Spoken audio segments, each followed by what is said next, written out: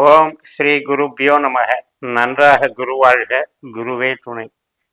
பரபிரம்ம ருத்ர காயத்ரி ஞானஸ்தலத்தின் அன்பர்களுக்கு வணக்கங்களும் வாழ்த்துக்களும்.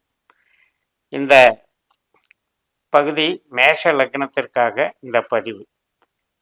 மேஷ லக்னத்திற்கு 10 நாட்களுக்கான பலன், அதாவது ஜூலை 11 முதல் ஜூலை 20 வரை, அந்த 10 நாட்களில் சந்திரன் ஒவ்வொரு நட்சத்திரமாக நகரும் பொழுது ஏற்படக்கூடிய விளைவுகளுக்காக இந்த பதிவு. இதை நம்ம தொடர்ந்து கொடுத்துக்கிட்டு இருக்கிறோம். நீங்களும் அதை வரவேற்று அது நன்றாக புரிவதாக உங்களுக்கு நீங்கள் ஆமோதித்து அதுக்கு மேலும் அதை என்கரேஜ் பண்ணுறீங்க. அதனால் தொடர்ந்து இந்த பதிவை 10 நாட்களுக்கு போடும்போது உங்களுக்கு பாவங்களை பற்றி ஒரு புரிதலும், நட்சத்திரங்கள் அப்படிங்கிறது கிரகங்களாக நமக்கு வேலை செய்யுது. ஒரு கிரகம் ஒரு நட்சத்திரத்தின் மேலே போகும்போது இன்னொரு கிரகத்தினுடைய தொடர்பில் தான் அது வேலை செய்யுது. இதையெல்லாம் நாம் புரிய போகிறோம். இப்போ 11ஆம் தேதி, ஜூலை 11ஆம் தேதி பூர நட்சத்திரம், மதியம் 1 மணி 3 நிமிஷம் வரைக்கும். அதுக்கப்புறம் உத்தர நட்சத்திரம், சூரியனுடைய நட்சத்திரம். மேஷ லக்னத்துக்கு 5ஆம் வீட்டில் சுக்கிரனுடைய நட்சத்திரத்தில் அந்த நாள் அன்னைக்கு சுக்கிரன் போல அன்னைக்கு பலன் தர்றாரு. சுக்கிரன் கடகராசியில் பூச நட்சத்திரத்தில் உட்கார்ந்துருக்காரு. சனி பகவான் பூசத்துக்குரிய சனி பகவான் கும்பராசியில் 11ஆம் இடத்துல இருக்காங்க. அப்போ இது எதை குறிக்குது அப்படின்னா, உடல் ஆரோக்கியம், ஒரு மன திருப்தி, உறவுகளால் மேன்மைகள், தெய்வ வழிபாடு மற்றும் நன்மைகள், குடும்பத்தில் சுப நிகழ்ச்சிகள், உறவுகள் வளர்ச்சி, எல்லாத்துக்குமே நல்லா இருக்கு. இப்போ மாணவர்களுக்கு படிக்கிற காலம் அப்படிங்கும்போது அவங்களுக்கு அது சிறப்பாக இருக்கும். அதனால் உற்பத்தி சாராத, கலை சார்ந்த, மூளை உழைப்பு சார்ந்த அனைத்துக்குமே இந்த நாள் நன்மையாக முடியும். அதுக்கு பிறகு மதியம் 1 மணி 3 நிமிடத்திற்கு சூரியனுடைய நட்சத்திரம் ஆரம்பிக்கிறதுனால, சூரியன் 5ஆம் அதிபதி நமக்கு. அதனால் சூரியன் குருவனுடைய நட்சத்திரத்தில் இப்போ போயிட்டுருக்கார். மிதுன ராசியில் குரு நமக்கு 2ஆம் இடத்துல இருக்கார்.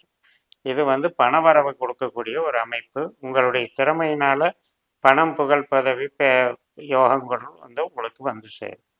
மறுநாள் ஜூலை 12ஆம் தேதி வெள்ளிக்கிழமை மாலை 4 மணி 8 நிமிடம் வரைக்கும் உத்தர நட்சத்திரம் இருக்கு. உத்தர நட்சத்திரம் 1 பாதம் சிம்ம ராசியில், 3 பாதம் கன்னி ராசியில்.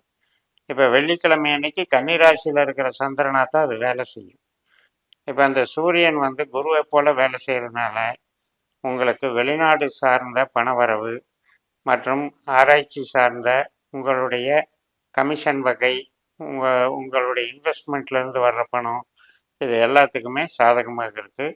உற்பத்தி சார்ந்த தொழிலில் இருக்கவங்க, பொறுப்புகளில் வேலைகளில் இருக்கவங்க எல்லாத்துக்குமே இன்றைக்கி சிறப்பான நாளாக செயல்படும். உங்களுடைய பேச்சுக்கு மதிப்பு இருக்கும். கௌரவம் குறையாமல் இந்த நாள் செல்லும்.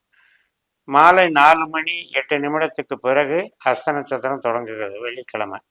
மறுநாள் ஜூலை 13ஆம் தேதி சனிக்கிழமை இரவு 7 மணி 14 நிமிடம் வரைக்கும் அஸ்த நட்சத்திரம். இப்போ சந்திர நட்சத்திரம் அப்படிங்கிறது சந்திரனாகவே வேலை செய்யும். நமக்கு 4ஆம் அதிபதி சந்திரன். அதனால் 6ஆம் வீட்டில் இருக்கிறதுனால உணவு சார்ந்த தொழிலில் இருக்கவங்க, விவசாயம் சார்ந்த தொழில், திரவ நிலைகள் வியாபாரம் பண்ணுறவங்க, ஆற்று, துறைமுகம், இது சார்ந்த பணிகளில் இருக்கவங்க, இது எல்லாமே கடல்படு பொருட்கள், இதெல்லாமே சிறப்பாக இருக்கும். எக்ஸ்போர்ட்டுக்கும் நல்லா இருக்கும். அதனால் இந்த நாள் உங்களுக்கு சிறப்பான நாளாக அமைகிறது. தொழிலுக்கும் பொருள் வரவுக்கும் சிறப்பாக அமையக்கூடும். ஒரு சிலருக்கு ஹெல்த் இஷ்யூஸ் அப்படிங்கிறது சந்திரன் கெட்ட கிரகமாக இருக்கும் பொழுது அவங்க ஜாதகப்படி சளி தொந்தரவுகள் மற்றும் வைரஸ் ஃபீவர், இது மாதிரி விஷயங்களை கொடுக்கும். 6ஆம் இடம் என்பது உணவு பழக்க வழக்கத்திலையும் கவனம் செலுத்த வேண்டியது என்பதை ஞாபகம் வைத்துக் கொள்ளுங்கள். அடுத்த நாள் உங்களுக்கு ஞாயிற்றுக்கிழமை, அதாவது முதல் நாள் சனிக்கிழமை 13ஆம் தேதி 7 மணி 14 நிமிடத்திற்கு தொடங்கக்கூடிய சித்திரை நட்சத்திரம் மறுநாள் ஞாயிற்றுக்கிழமை ஜூலை 14ஆம் தேதி தொடர்ந்து அன்றைக்கு முழுவதுமே இருக்கிறது. அப்போ துலா ராசியில் சந்திரன் வந்துடுறாரு. செவ்வாய் மாதிரி வேலை செய்கிறார். 7ஆம் இடத்துல சந்திரன், செவ்வாய் நமக்கு ரிஷபத்தில் வந்துடுறாரு. சூரியனுடைய நட்சத்திரத்தில் இருக்கார். சூரியன் வந்து நமக்கு மிதுனத்தில் இருக்கிறதுனால இன்றைக்கும் பொருள் சார்ந்த நன்மைகள் ஏற்படும். வேலைக்கு நல்லா இருக்கும், உங்களுடைய பேச்சுக்கு ஆதாயம் இருக்கும், பண வரவு சிறப்பாக இருக்கும். அதே நேரத்தில் குடும்பம் சார்ந்த வகையில் வாய் பேச்சினால செவ்வாய் கிரகம் திசாபுத்தி வழியாக ஒரு கெடுதலான பலனை தரும்போது சண்டை சச்சரவுகளை கொடுக்கும். உறவுகள் ரீதியாக மட்டும் கொஞ்சம் எச்சரிக்கையாக பார்த்துக்கணும். மற்றபடி இந்த நாள் வந்து தொழிலுக்கும் பொருளாதாரத்துக்கு நன்மையான நாள்.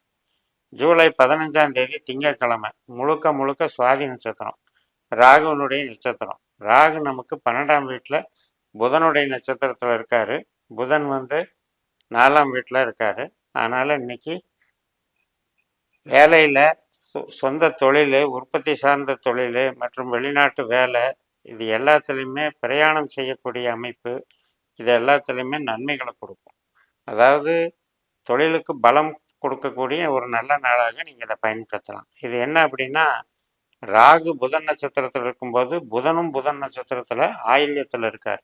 ராகு ரேவதியில் இருக்காரு, புதன் ஆயில்யத்தில் இருக்கார். இந்த 2 பேருக்கும் ஒரு அண்டர்ஸ்டாண்டிங் ஏற்படுது. அது வந்து நம்ம லக்னத்துக்கு 4ஆம் இடமும் 12ஆம் இடமாகவும் வர்றதுனால வீடு முதலிய இன்வெஸ்ட்மெண்ட்டு, சுப செலவுகள், இடம் வாங்கிறது, கார் வாங்கிறது, வண்டி வாகனம் வாங்கிறதுக்கெல்லாம் சாதகமாக இருக்கும்.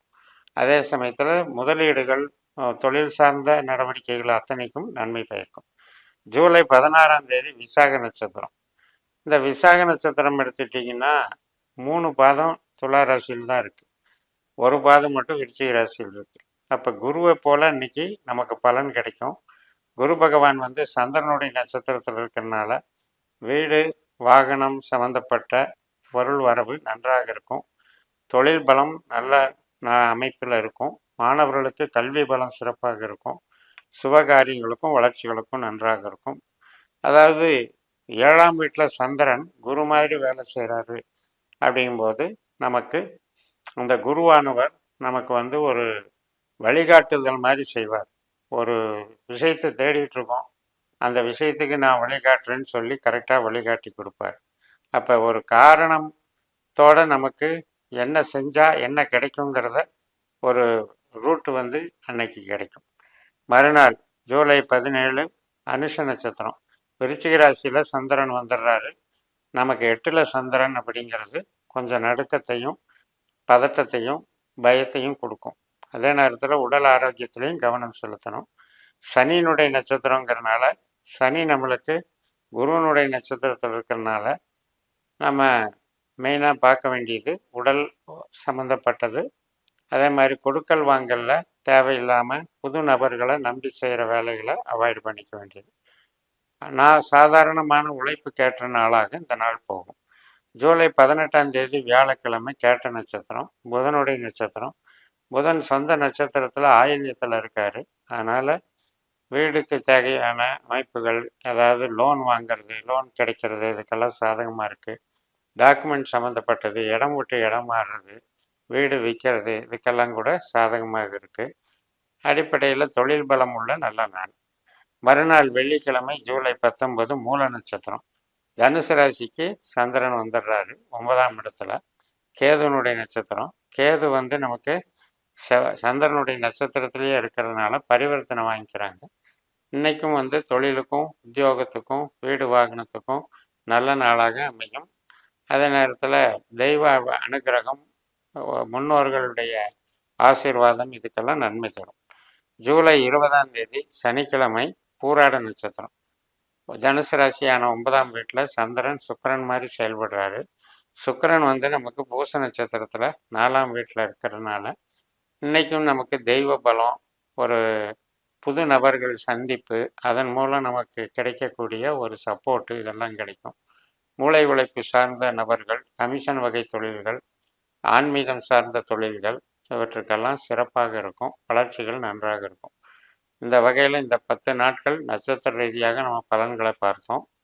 நம்ம ஜனன ஜாதகத்தில் எந்த கிரகம் எந்த பாவத்தை இயக்குகிறது என்கின்ற நம்ம பாஸ்கரா அஸ்ட்ராலஜி நட்சத்திர சூத்திர முறையை பயன்படுத்தி என்கிட்ட உங்களுடைய அப்பாயின்மெண்ட்டை நீங்கள் ரெடி பண்ணிக்கிட்டு உங்கள் ஜாதகத்தை கணிச்சிக்கிட்டு இந்த ஜோதிடத்தை பயன்படுத்தும் போது இன்னும் உங்களுக்கு கேட்குற கேள்விகளுக்கு சரியான பதில் கிடைக்கும் என்று கூறி உங்களிடமிருந்து விடைபெறுகிறேன். இந்த சேனலை சப்ஸ்கிரைப் பண்ணி ஷேர் பண்ணுங்கள்.